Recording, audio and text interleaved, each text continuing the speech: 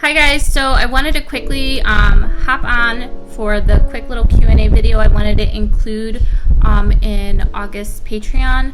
I had put out a call for questions over on Instagram, and some people asked some really good ones relating to starting a business and resources. So I wanted to throw some special details over here, and then I'll have some other pieces over on my YouTube channel later in September. But for those of you on Patreon, you'll get this before August ends. Basically, I want to share 4 key resources that I used when I first launched my business.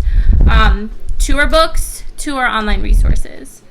So first and foremost, for those of you who are looking to legitimately begin your business, whether you are going to, have an LLC, a sole proprietorship, anything like that requires you to actually register with your state, the first thing that I would suggest is utilizing your state's website. Typically, it's through your Secretary of State. In our case, we have cyberdriveillinois.com, which is the office of the Illinois Secretary of State. Like, you do all of your driver's license stuff, things like that on this website.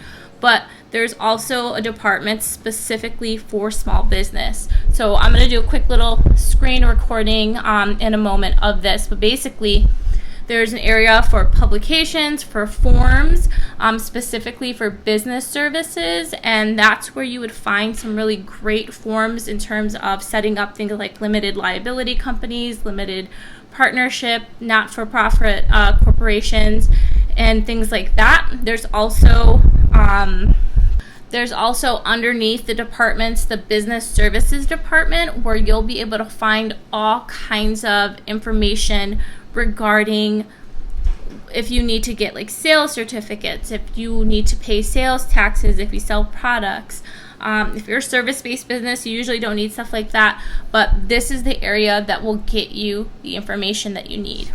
The next thing I would suggest is, if you're not going to be a sole proprietorship, which basically means it's just you, there's no separate entity associated with you as a business, I would suggest registering an EIN with the IRS. Basically, this is an employee ID number, and this allows you to then go on and set up things like LLC, because you will need some sort of identity number that you will use when you're filing taxes, unless you're a sole proprietor. And keep in mind, I'm not a lawyer, I'm not a business consultant, this is just really what I've done. But if you are going to be a sole proprietor, you usually use your own social security number to file your taxes. You'll do a 1040, and then if you get 1099, depending on how much money you make as a freelancer from different clients and things like that, or often it's up to you to track those finances. But that EIN will help you if you're going to have something like an LLC or an S Corp. If you're just a sole proprietor and you're just freelancing and offering service-based work, you can just utilize your social security number and file your taxes like that. But I would highly suggest, if you can afford to look into getting an accountant or even just a service like QuickBooks. I use a website called freetaxusa.com, which is fantastic, and it's perfect for just a small service-based business. And it doesn't really cost you anything to file federal, and it costs $12 to file your state. But if you are a sole proprietor, you're likely going to be using your social security number to file your taxes. You're probably getting things like 1099s. So it's going to be up to you to track your finances. So definitely check out your Secretary of State website. You can sign up for an EIN or anything like that through the IRS website. And then if you sell product, that's where things kind of get tricky. You have to pay sales tax. Luckily for someone like me that sells on Etsy, Etsy already pays that sales tax for you. They take it from your fees at the end of the month, so you don't have to track it as often. But depending on the state that you're in, you're most likely going to still need to file your state taxes. And that's usually done through the state that you live in, their financial website. For us, it's through the illinois.gov website. There is an actual a way to manage your account through their file and pay system, which is My Tax Illinois. So I'll include a list with this video with some of these links. But I always highly suggest, before you even get started, getting like this administrative stuff done beforehand. So getting your business license to make sure you're allowed to practice business in your state, getting your EIN if you need it, figuring out if you're going to be a sole proprietor or LLC. There's also a really great resource, at least here in Illinois. You can download on the cyberdriveillinois.com website a PDF of like basically how to start a small business, and it has a whole guide and outline of what you need to do. So I would highly suggest that. And then utilizing these websites, like setting up your EIN through the IRS, using mytax.illinois.gov for sales tax if you do live in Illinois, or if you're in a different state, basically finding the equivalent for your state. And then using the cyberdriveillinois.com website for basically setting up and paying for all of your required fees to set up the type of business that you'll have, whether it be an LLC, S-Corp, corporation. You may not have to do that if you're just going to be like a sole proprietor who does things like 1099. And that's just basically a tax form for those of you who don't know.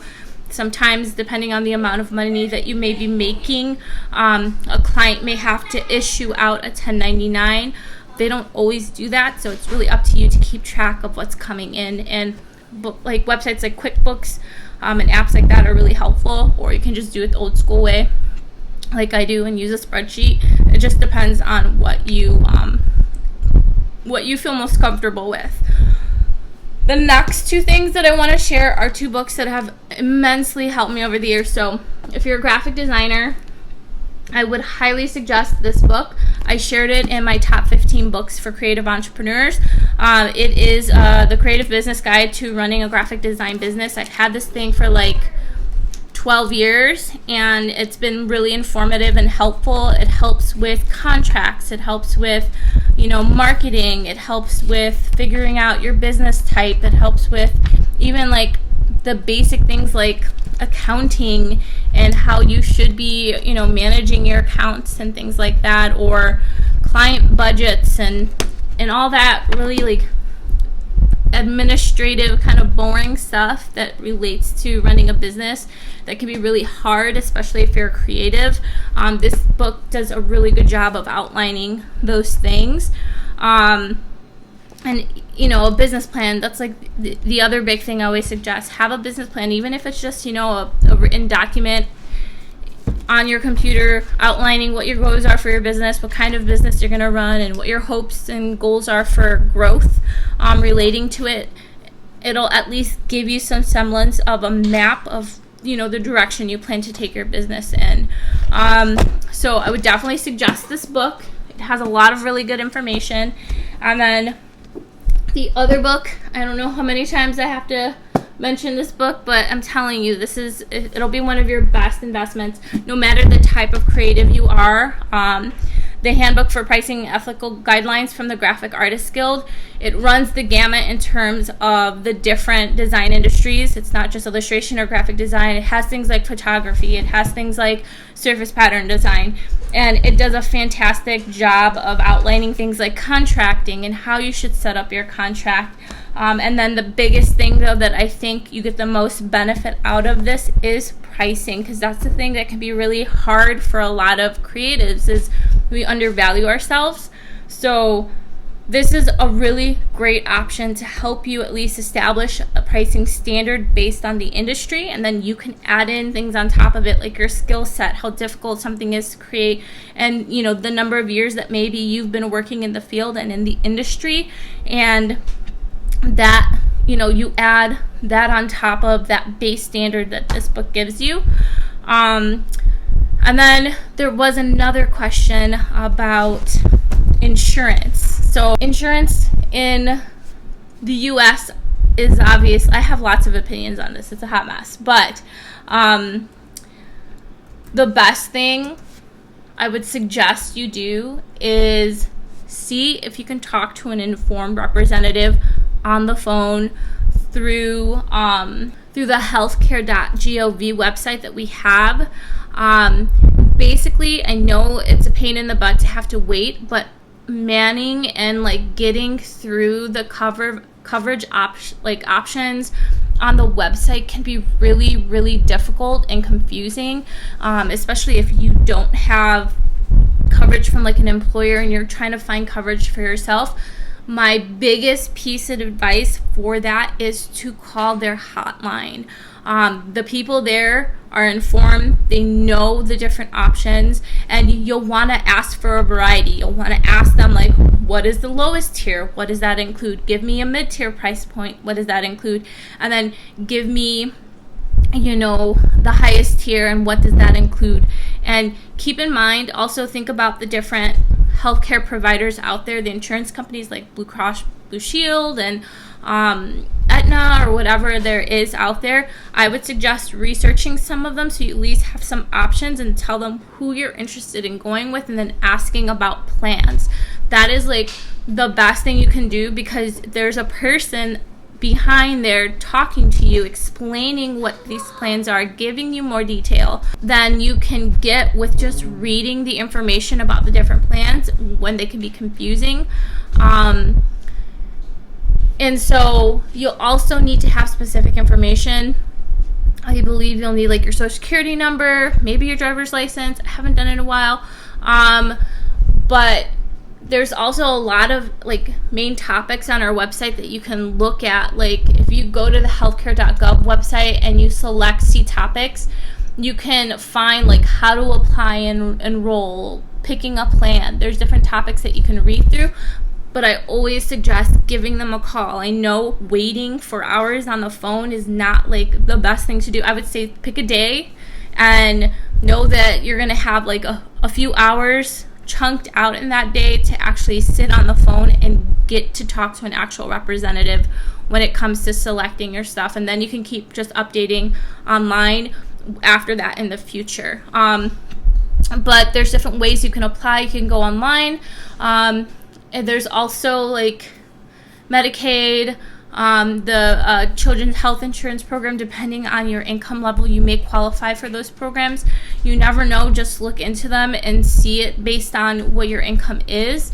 But there's also agents and brokers out there that you could, they get like a kickback and things like that. But there are also some nonprofits that help with this as well. So I would highly suggest looking into that. But my biggest suggestion for healthcare is basically calling the healthcare.gov help center so that you can talk to an actual person. They will give you options for plans based on price points that you're looking at, and then you can figure out from there. The other big thing is filing taxes, and it's boring, and I know it's boring, but I feel like as creatives, we have to be not just creative, but smart, strategic business people too. But when it comes to filing taxes, it really depends on how you set up your business. If you're a sole proprietor versus, a corporation or an LLC, it really is very personal, dependent on what your choices are for how you're going to file your taxes. It'll be dependent on the type of business that you're running. Some people prefer to just be a sole proprietor because it's easy, but it doesn't offer as much protection. Especially, it depends on the type of work that you're doing, whether or not you're going to take on that risk. LLC can often be more expensive to file, but it's not as like paperwork heavy as something like an S Corp or a corporation or something that's incorporated. But it just depends on like your tax threshold. It'll depend on what your business type is, and it'll also depend on what your needs are as a creative business owner. On that cyberdriveillinois.com website that I mentioned earlier, they have, like I said, a really great PDF that basically explains the different processes of starting a business and what each of those types of business entities are.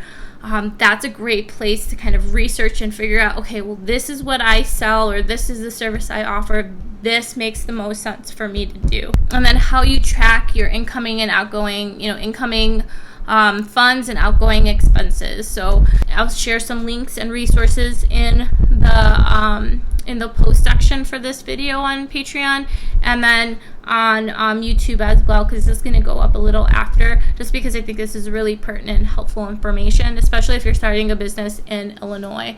So yeah, I'll do more of these like ins and outs of running a business in the future, and I'll make sure to include like resources and helpful websites and things like that. And keep in mind, I'm based in Illinois, so a lot of the stuff that I'm going to share is Illinois based, but if you can find the equivalent of that state entity or website or whatever for your specific state, that's likely where you're gonna find your information and data and things like that. I forgot, there's one other resource that I want to share, and it's the SBA website, the Small Business Administration website. It's sba.gov. They have all kinds of resources for picking a business, launching a business, registering your business, and things like that. It talks a lot about federal license and permits depending on the type of business that you do. I would highly suggest that you check that one out as well. So sba.gov, it's the Small Business Administration website. I hope this was helpful and informative, and I will see you guys in the next one.